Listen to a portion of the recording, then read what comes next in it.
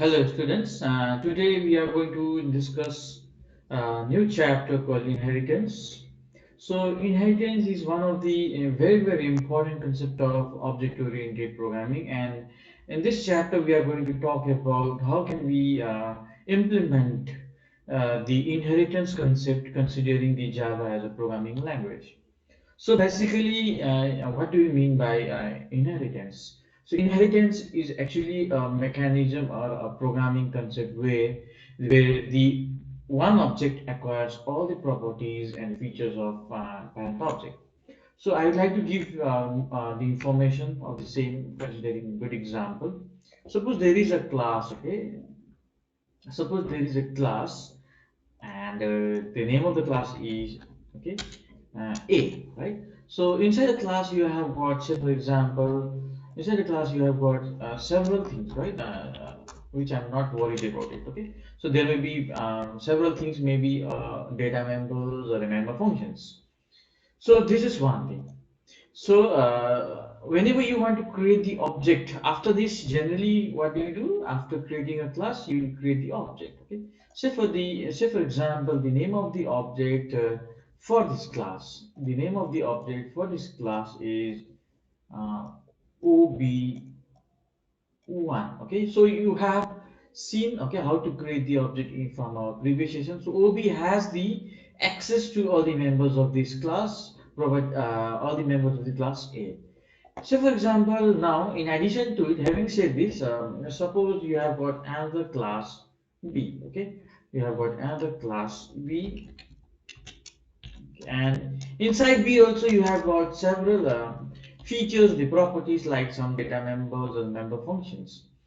So, in order to create the object of this class B, okay, in order to create the object of this class B, so you using some syntax, you create the object and say for example the name of that object for referring a class B is OB2. Okay.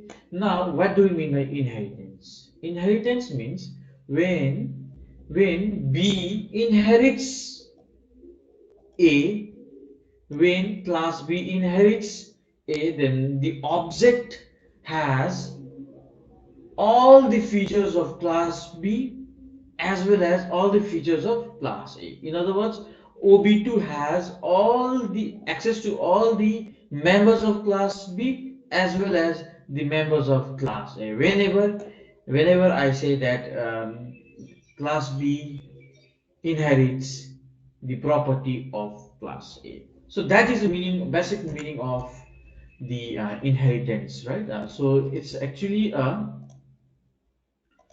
mechanism in which one object acquires all the properties and behavior.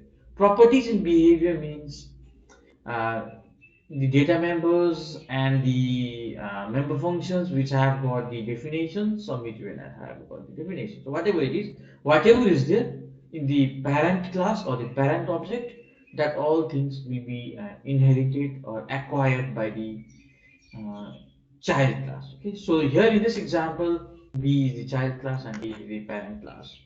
So now, what is the advantage of using this kind of programming concept or mechanism? So one of the advantages is obviously code reusability. Like for example, suppose you have got here show method.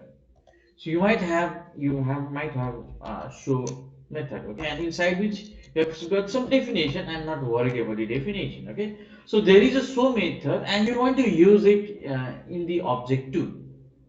You want to use it in the object too.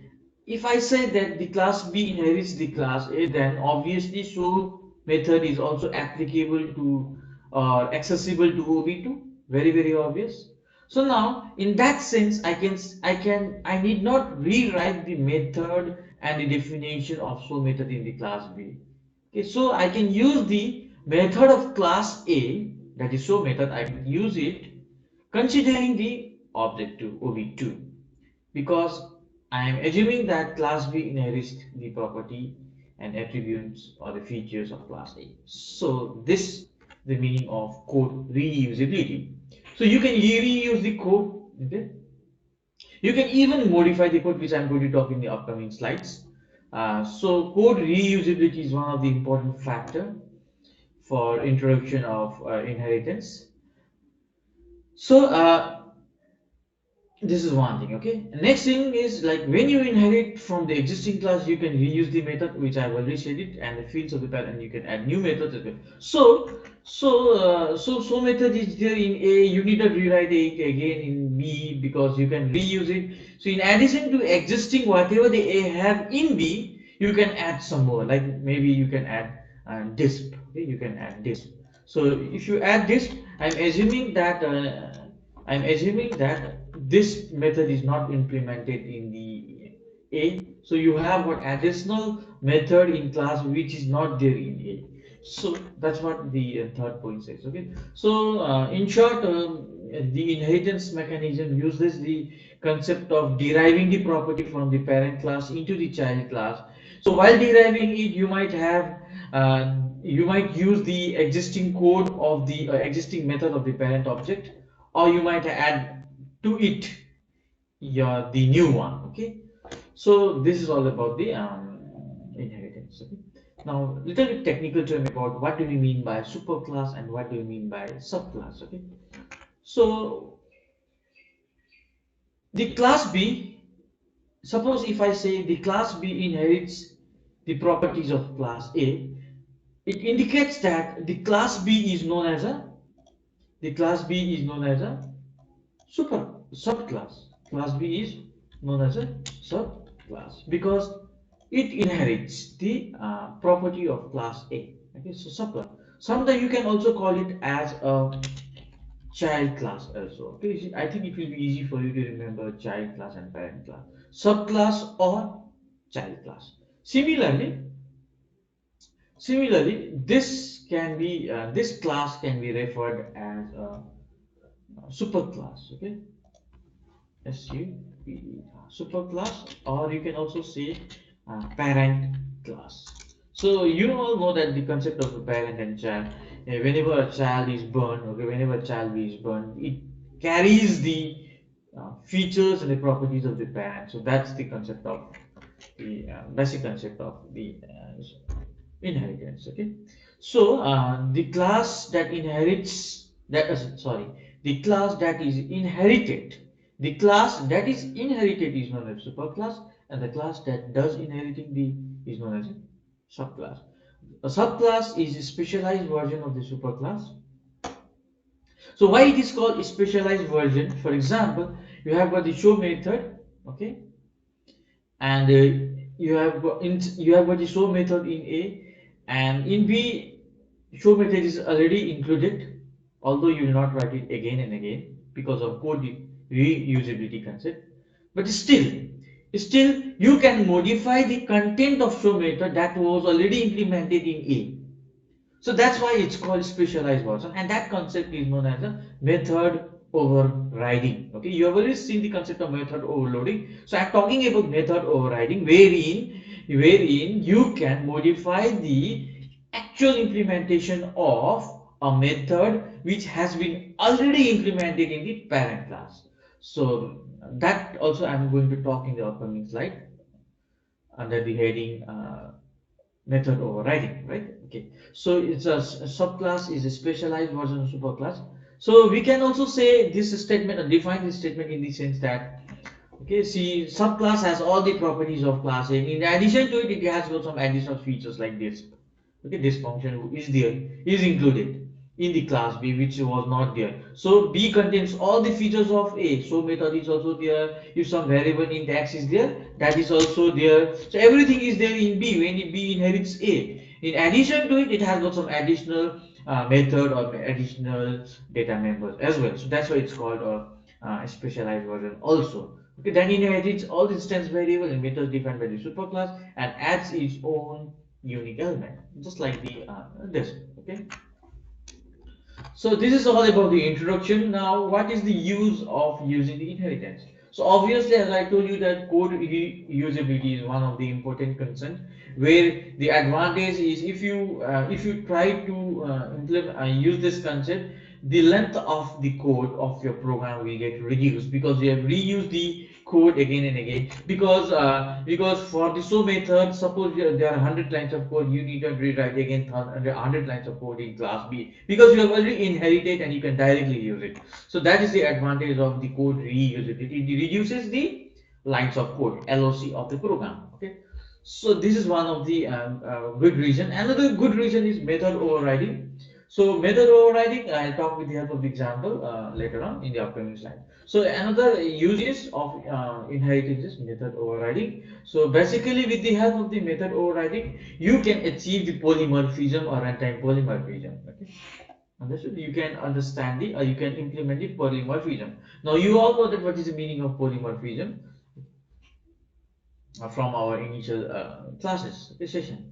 So now coming to the point, how can I write down the very simple example or the syntax um, for implementing the inheritance? Okay, so as of now I'll just show you the very simple example that will tell, that will describe the class. Okay, that will describe the class, and how can I inherit the another class from the existing class. Okay, so for example, there is a class A, right? There is a class A, and I'm assuming that there is a variable or data member called X, and there is a data member called X, and there is a constructor. Okay, there is a constructor which initializes the value of X to some value, say for example X to 100. Now in addition to the these members, suppose you have got one more data member like void show. Okay, void show method wherein you have got only one statement, sop system.out.println. Okay, so wherein you have displayed the value of X. A very simple example.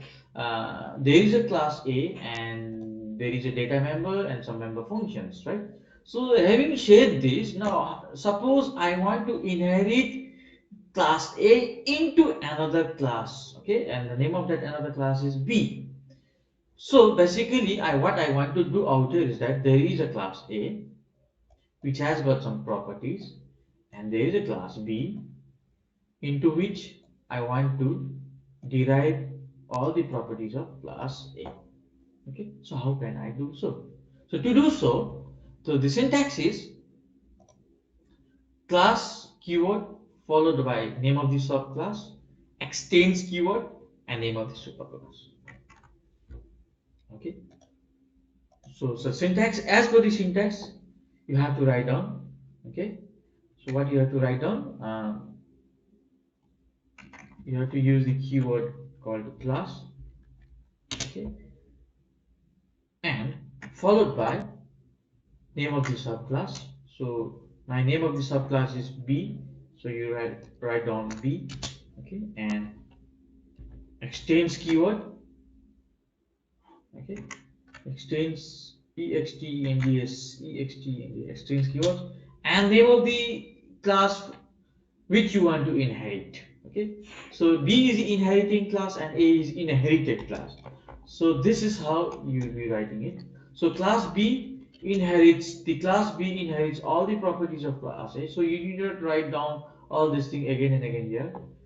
But in addition to it, you want to have some more additional thing like int y. Okay, so y is not there in A, so I want to have some specialized version of B. Whatever is there in A, in addition to that, I want to have some extra thing. So y I want to have it. Next is uh, okay. Next is if I want to add some more member functions, right? Okay, so void disp. So inside this, okay, there are some codes. Okay, so this is how you will be implementing the inheritance, right? So very importantly, you need to focus in this area.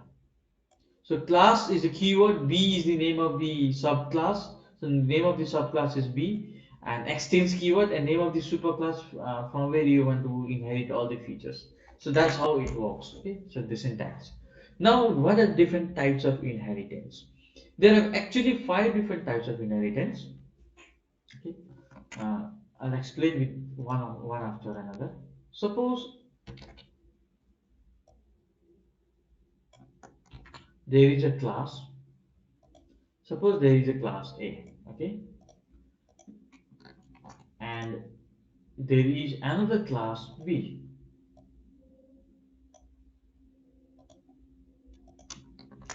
and this B is the subclass and A is the parent class. So you'll draw basically this kind of line. So B inherits all the properties of class A. So the representation may be different arrowhead, so you have to take care of it. This is what I am trying to use. You need to understand the arrowhead symbol. So B inherits all the properties of class A. So if you have to name it, so B is the subclass and A is the parent of super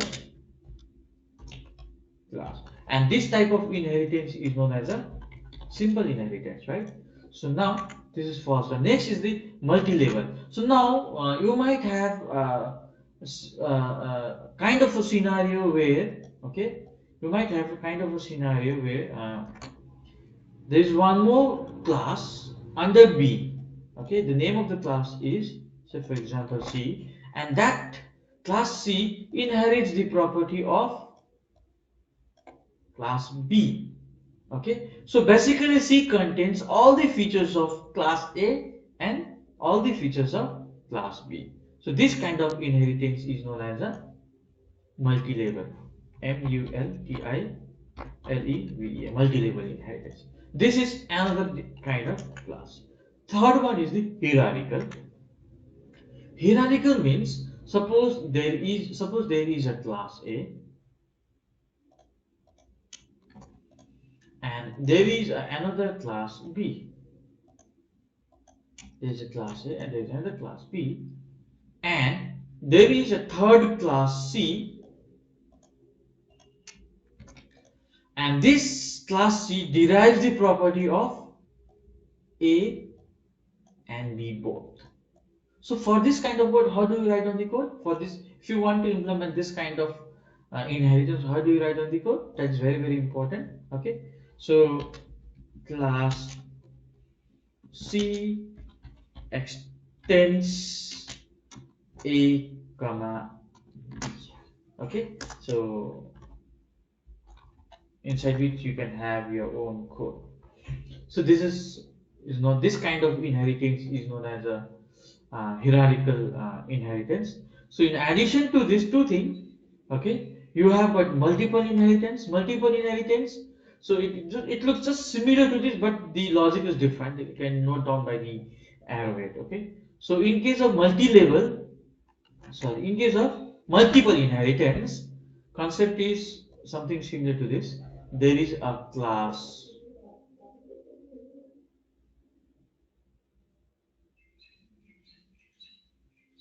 Sorry, okay.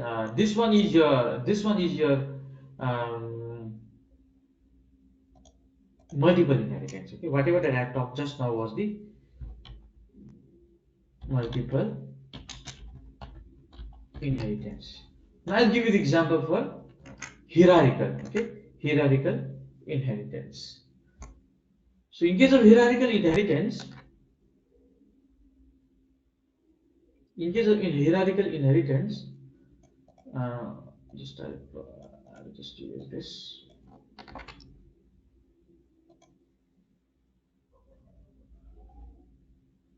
There is a class C. Sorry. Okay. There is a class A. Okay. There is a class B, and there is a class C. Okay. So A's property has been inherited in class B also. A's property has been inherited in class B also, and A's property has been inherited in class C also. So same information has been passed on to B and C respectively from A. From A, yes, obviously. Okay, this kind of inheritance is known as a hierarchical. Hierarchical. hierarchical, and the previous one is known as a multiple inheritance. Now, one important factor that I like, important information that I'd like to give you about the multiple inheritance. Suppose there is a variable x. Okay, there is a variable x in A, and there is a variable y in B. Okay, again there is, in addition to y, there is one more variable x. Okay, now C inherits both properties from A and B. So C contains of information about A, B, and C contains information about B also. Now you have what, say for example, one very simple statement, SOP X. So now when it tries to print the value of X in the C, okay, which X it will print? This X, or this X, or this X it will print the value. So that is the kind of ambiguity that is arised in the multiple inheritance and cannot be directly implemented in Java. However, there is a means and ways wherein you can implement the multiple inheritance. So you can implement multiple inheritance in Java in the interface, not directly, unlike the previous codes that I have written it. So except this multiple inheritance, you can implement all five different kind of inheritance. Okay, and the last one is the hybrid. Hybrid is the combination of hierarchical and the multiple, right? So this is all about the types of inheritance. Thanks for recap. There are five different kind of inheritance. Simple inheritance. So there is a class A and class B. So class B inherits all the properties of class A. Don't go. This notation is different. The arrowhead notation is different from what I have used over here. Another type of inheritance is multi-level inheritance, where there is a class A followed by class B followed by class C. So class B inherits all the properties of class A, and class C inherits all the properties of class B. Now when I say that class C inherits all the properties of class B, which already have the properties of class A, then obviously class C have all the properties of A and B both. Okay.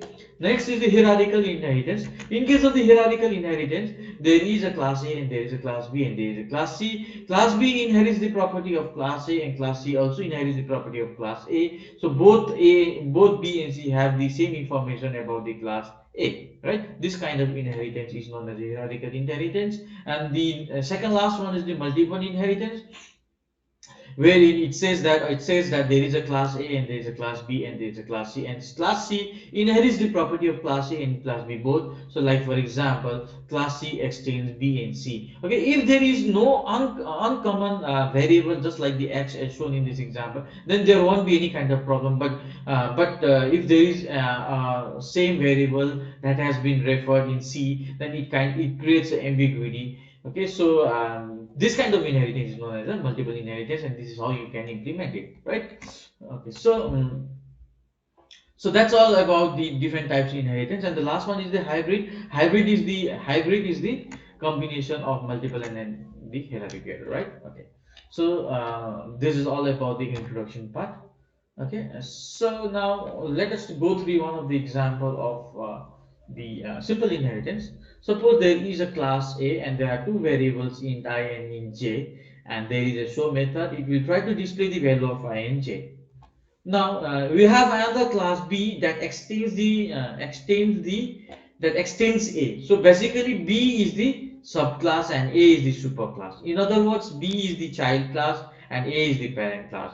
So B contains all the features of class A. So basically if you try to display, okay, SOP I and SOP J, then you can display it because it contains it. Okay, it has inherited. So in addition to I and J, it has got additional data member called K. Okay, so when you try to display K, it will display K value, and when you try to sum it up, then it will not generate any kind of error because B has access to I, J both, including K. Including K means K is already there with it. Okay, I and J it has inherited from classes, so there won't be any kind of problem.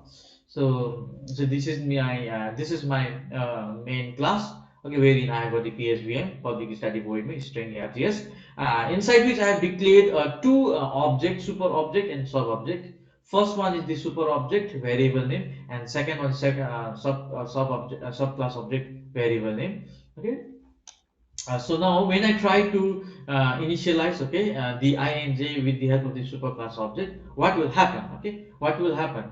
So I'll just show you with the help of a diagram so that you can easily understand it. So according to this example, a pictorial representation for this program I'm going to show you. So there is a class A. Okay, there is a class A, and it has got I value. It has got I value.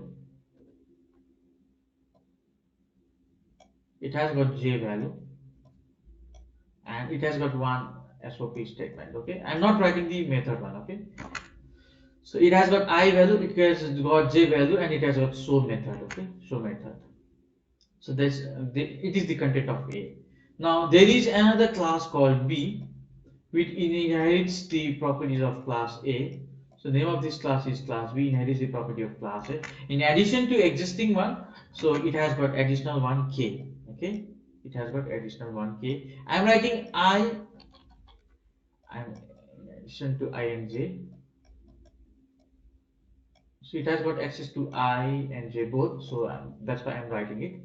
Okay. Now whenever you create the object, a memory will be given to this memory to this variable separately for A and B class object respectively. Now when you try to execute this code, or when computer executes the code, support.ob, which is the object variable of class A, okay, object variable of class A equals to 10. So in the class A object, for I, it 10 will be initialized, and for j 20 will be initialized. So here 10 will be initialized, and here 20 will be initialized. Okay, so this, because this is the super class object, so this is the super class object. Okay. Next is when you try to display it, so ij, obviously it is going to display 10 and 20. Okay, next, here there is a subclass object, and I am replacing the value of I by new value, that is 7. Okay, so here when you had initialized over here in this first statement, first four statement, so I is also having the same value, that is 10, and j is also having the same value. It will get copied. Okay, it will get copied. Okay. So when you try to sub ob.I, so 10 will get replaced by 7, new value, ob.j equals to 8, so it will get replaced by 8, and k equals to 9, so k equals to 9, 7, 8, 9. Okay, so when you try to sum it up, okay, it will give you the proper answer, 7 plus 8 plus 9. So this is how it works. Okay, and this entire thing is a example of a very simple inheritance. Okay, simple type of inheritance, where there is a one class, there is another class, and the second class, or the child class, inherits the property of parent class. Okay. So next is the method overriding. Okay. So now I told you that there are two important aspects or the uses of inheritance concept. One is the code or reusability, like you've seen in this example. Okay, you have used this ing over here. You have reused it. Unlikely you have not declared over here, but still you are manipulating and updating the value. So code reusability is one of the important aspect of the inheritance. And next one is the method overriding. Okay, so there are two things, method overloading and method overriding. Okay, so I like to make the difference. Method overloading and method overriding is very different. In case of method overloading, the name of the function name should be same. Okay, function name should be same. And in case of method overriding, function name should be same. Okay, so what is the difference? So that I am going to explain it. Suppose you're trying to implement the overloading, method overloading. Okay,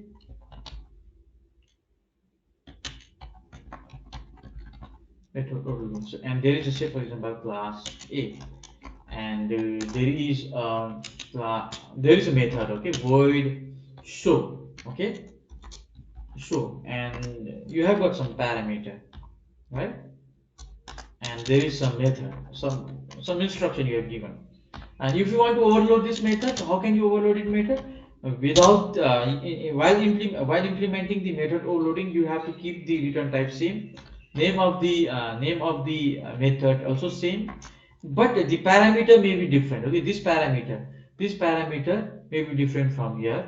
Okay, and the obviously an implementation also may be different. So what could be the different? This one, it should be different, diff, and here this can also be different.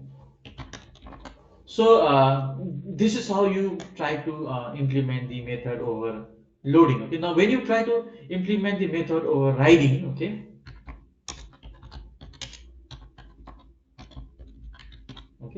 so if there's any spelling mistake, you have to bear me. Okay, so there is a class A. Okay, there is a class A, and it has got some method. Okay, so void show, and here you have written int x.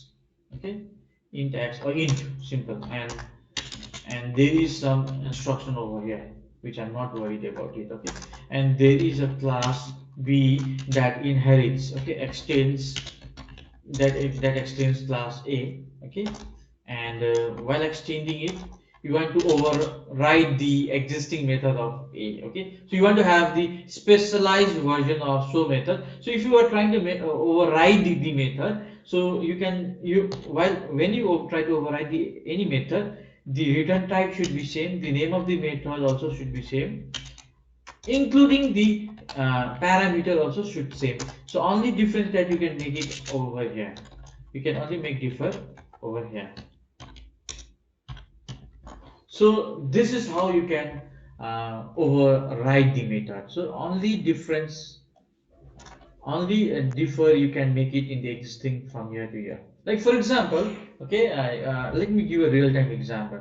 Okay, suppose you see the Samsung phone, okay, Samsung phone Galaxy. I don't know how far it has reached. Okay, so somewhere around 2014, I had bought a Samsung phone, and the model was S4. Okay, after next year it got to S5, next year it got to S6, S7, and so on. Okay, so the actual basic thing is same.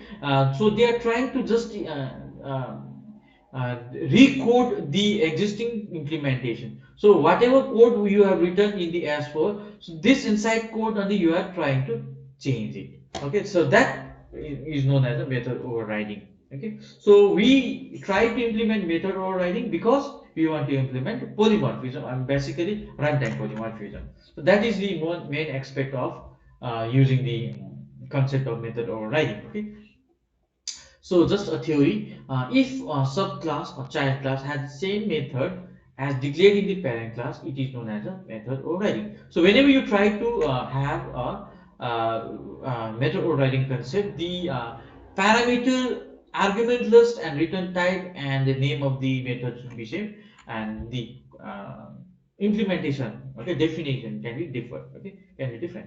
So usage is to provide a specific implementation of the method that is already provided by the parent class or the superclass, and the usage is to achieve the runtime polymorphism. Okay, so rules I have already told you must have same name as that in the parent class, must have the same parameter details like number of parameter, type of parameter, etc. Okay, and should have the inheritance relationship. So that's why I have written this over here, unlike here over here. Okay, so I've written this should have uh, uh, inheritance relationship. Okay, so that's all about the basic concept about method overriding. Okay, so now let us go through the example. So there is a class A, there is a void show method, and it might happen that there is one SOP line is over here inside the implementation of the inside definition of void show method of class A. Now you want to improve these lines of code by replacing it by some new additional code. Okay, so you can have another code over here. Okay, but while doing so, whenever you are trying to override it, ensure that you write down the inheritance relationship over here, and the return type and the name of the method also should be same. If there's any argument, then also it should be same. Okay, and definition you can override it or you can rewrite with the new values. Okay, also, okay, that's all with the method overriding. That's it. So here this is your PSVM code main class, wherein you have declared the object variable, okay, object of the child class, and this the object of child class is trying to access the method of child class, and here in this line you have declared the object of parent class, because A is the name of the parent class, and when you try to do so, you try to display the content of the void show of a class. So you can see the difference between this line and this line. So this line tries to access this code, and this line tries to access this code. So that's the difference between the in the code. Okay. Now, yeah. Now something I'd like to give some very important issue about the inheritance. Okay. Like suppose there is a class. Okay. Suppose there is a class A, and there are private data member, say for example PRIVA, private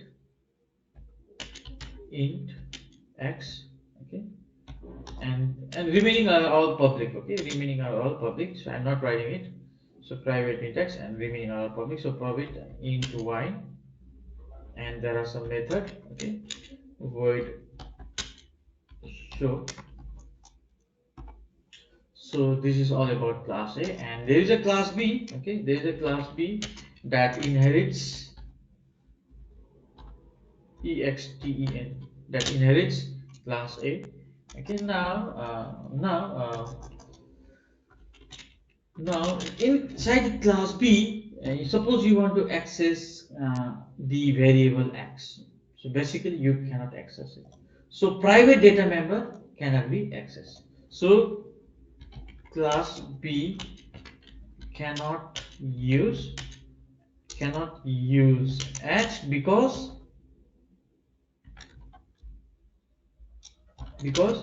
it's private. It is private because it is private.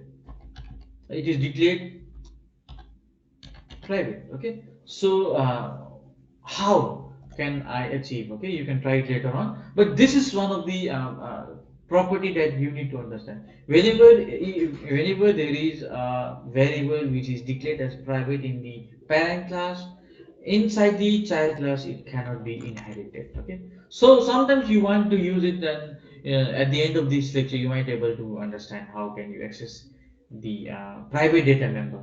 Okay, you might find out a way out. Okay, so I'll tell you at the end. Okay, so next topic is the superclass reference variable. Can superclass reference variable can refer the subclass object. Okay, so in this example you can see, okay, first of all, before going through the example, I'd like to also tell you that, or inform you that this example, this program code is a typical example where typical example of hierarchical inheritance, where there is a class A and there is a class B and class C. Class B inherits the property of class A, and class C also inherits the property of class A. So class B and C both have the properties of class A. Okay, so that's what is implemented. Okay, apart from the reference variable that I'm going to talk. Okay, first of all, you need to understand this is an example of hierarchical index. So there is a class A, show method is there. There is a class B that extends class A. So you have got the show method. In addition to show method, you have got additional method display also. Okay, and there is another class C that also extends or implements A, sorry, not implements, inherit A. Okay, so class C extends A. So you can see this hierarchy over here. It has got it has simply derived it. Okay, it doesn't have any of its own method, so it simply uses the method of class A. This is my parent class, sorry, main class, inside which I have declared three object A underscore obj, B underscore obj, and C underscore obj of class A, B, and C respectively. Right. So now, whenever you try to declare, try to invoke A underscore obj dot show, it will obviously going to invoke the show method of class A, because this is the object of class A. Similarly, when you try to invoke B underscore obj of show, it will try to invoke the show method of class B. Okay, so it will try to invoke show method of class B. Okay, and the third one is the C underscore obj dot show. It will try to invoke the show method of class C. Okay, so this is the very simple thing. Now, suppose I want to instead of see here in this case, what I've done, I have declared multiple object. I have declared multiple object to refer different show method, reference to different uh, classes. Okay, so now suppose I want to minimize it. Okay, suppose I want to minimize it.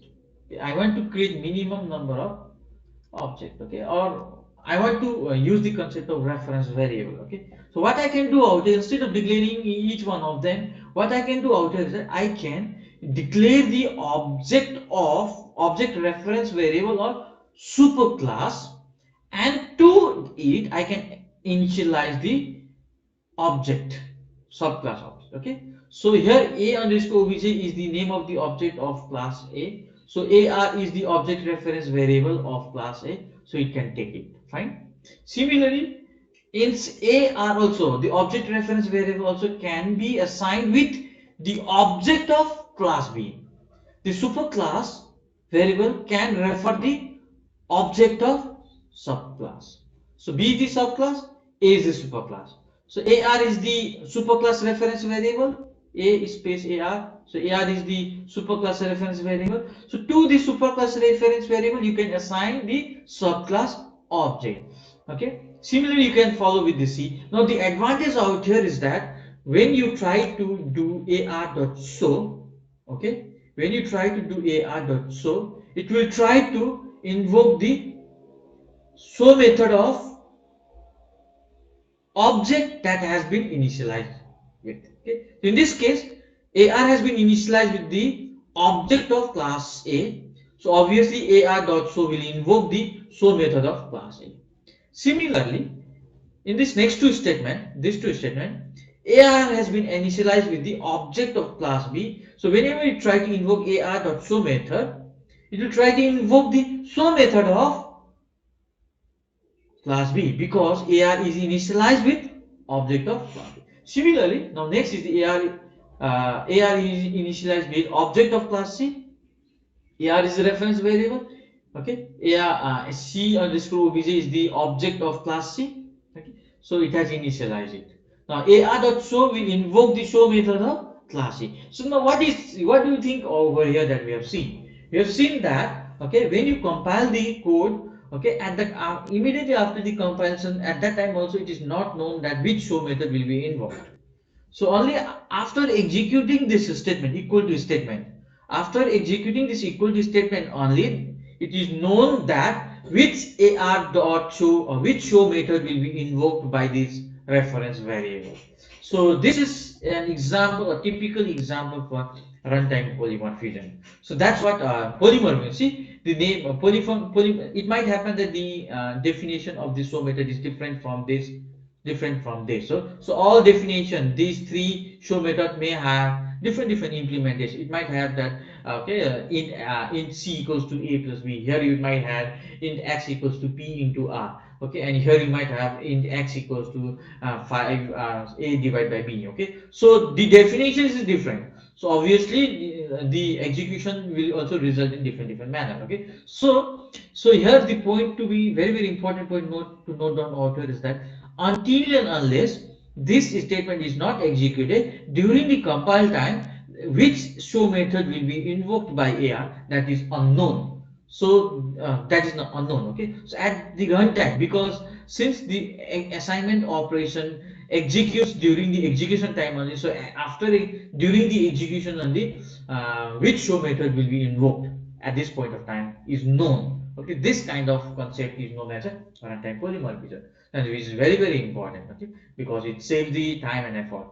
Okay, so so that is very important. So now my going back to the previous question, suppose this is the scenario. Okay? Suppose this is a scenario, and you might have, like for example, you might have got object. Okay, so you have created the object ob, okay, of class a. So a obj1, okay, equals to a new a. So this is how you create the object. So obj1 is the object of class a, or you want to have the object reference variable. Okay, okay, so this is ob is the object reference variable, and inside a, sorry, inside ob, suppose I have got ob1, okay, equals to new a. Okay, so ob1 is also the object, but obj is the object reference variable. So inside obj I can assign ob1, right? So now when I assign this, it has the ability to access x also. Okay, it has the ability to access x also. Now again I write another code considering the same example. Name of the class b. I want to create the object of class b. So ob2 equals to new b, right? Okay. Now in obj I can assign ob2 also. I can assign, because as per this example, if ar can take the object of class subclass, ar can take the object of subclass, I can take it.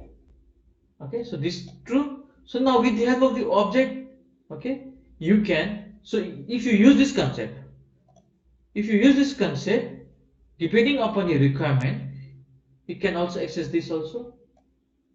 Okay, so this is the answer, how to access the private members of the superclass. So uh, okay, another very important point.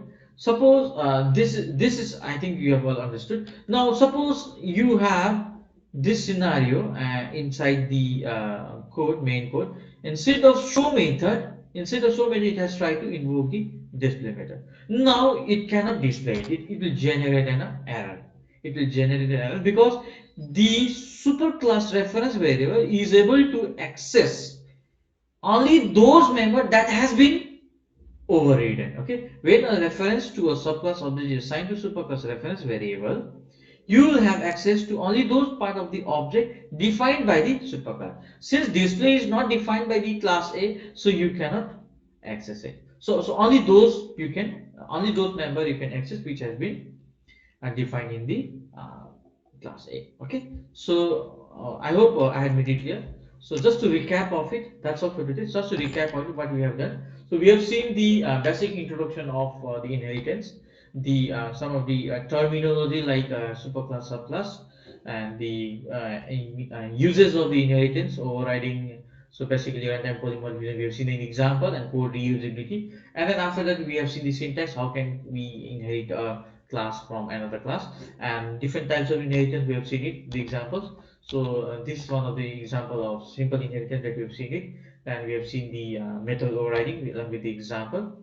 And then the last one we have seen the uses of superclass reference variable. So the just to recap of it, we have superclass reference variable is used in order to access the method, or in order to implement the runtime polymorphism. Okay, in this example we have also seen how can we implement the hierarchical inheritance. Okay, so okay, that's all for today. Thank you so much. So if you have any questions, you please do post. Okay.